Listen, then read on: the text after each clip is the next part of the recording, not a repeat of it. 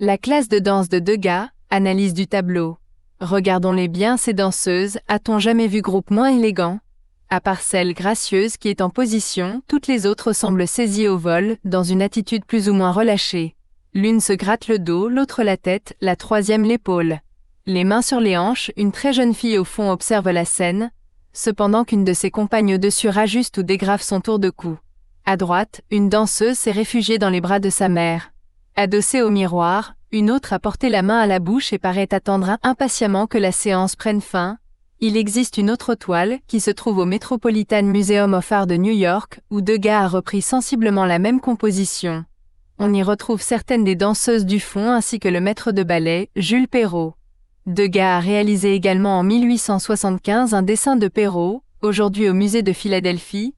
Dans la même position, canne dans la main droite, cependant que de l'autre, tendue, il explique à la danseuse le mouvement à accomplir. Devenu maître de danse dans les années 1860, Perrault était l'ancien partenaire de la ballerine Marie Taglioni, et avait connu une longue et célèbre carrière comme danseur et chorégraphe à partir de 1830. Cette toile a été longuement remaniée, car Degas n'était jamais satisfait de ce qu'il faisait. Paul Valéry, qui l'a bien connu, il lui a consacré son célèbre ouvrage Degas, Danse, Dessin, l'a défini ainsi. Plaisant, si enjoué parut-il parfois, son crayon, son pastel, son pinceau ne s'abandonnent jamais, la volonté domine. Son trait n'est jamais assez près de ce qu'il veut. Des études préliminaires nous montrent les étapes de la création. D'abord, un maître plus jeune vu de dos, une ballerine rajustant son chausson au premier plan, d'autres ballerines à l'avant du tableau, etc. S'il n'existait pas ces études préparatoires, la sûreté du trait et la maîtrise avec laquelle Degas rend la légèreté translucide des tutus et la douceur des chairs laisseraient croire que cette œuvre a été brossée en une seule fois. Erreur. Le peintre mettra plus de 3 ans à finir son tableau.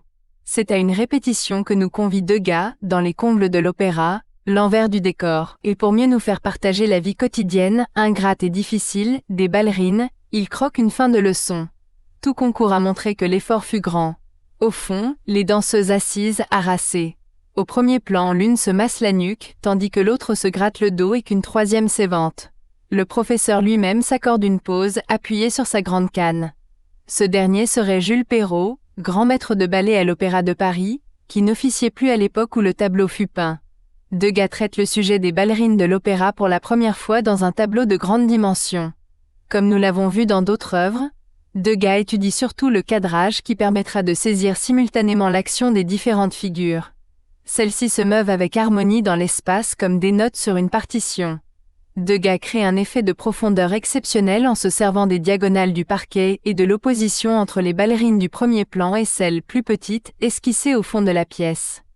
Mais le côté le plus attrayant de ce tableau est peut-être l'atmosphère particulière de la fin d'une leçon de danse que le peintre a merveilleusement recréée. Devant le vieux maître, une jeune danseuse exécute les derniers pas tandis que les autres déjà s'impatientent, bavardent et s'apprêtent à sortir, épuisées par la leçon. Le point focal de la scène n'est autre que le maître de ballet, appuyé sur le bâton avec lequel il bat la mesure. On y a reconnu Jules Pénaud, le grand danseur et chorégraphe de l'époque romantique. Au moment de l'exécution du tableau, il avait quitté l'Opéra de Paris et la classe de danse pourrait être un portrait de genre, peint en hommage. L'utilisation de la couleur mérite d'attirer notre attention. Degas suit les indications impressionnistes, même s'il n'est pas prêt à décomposer entièrement les formes. La matière translucide recrée les effets de lumière qui rehaussent les détails et estompent les contours. La touche raffinée de l'artiste constelle la toile de rouge vibrant de vie qui anime la scène. Que fait ici ce petit chien qui semble égaré dans un dédale de chaussons roses? Peut-être est-il venu chercher sa jeune maîtresse. C'est sur l'arrosoir destiné à faire retomber la poussière soulevée par les danseuses que Degas, pour une fois facétieux, a apposé sa signature.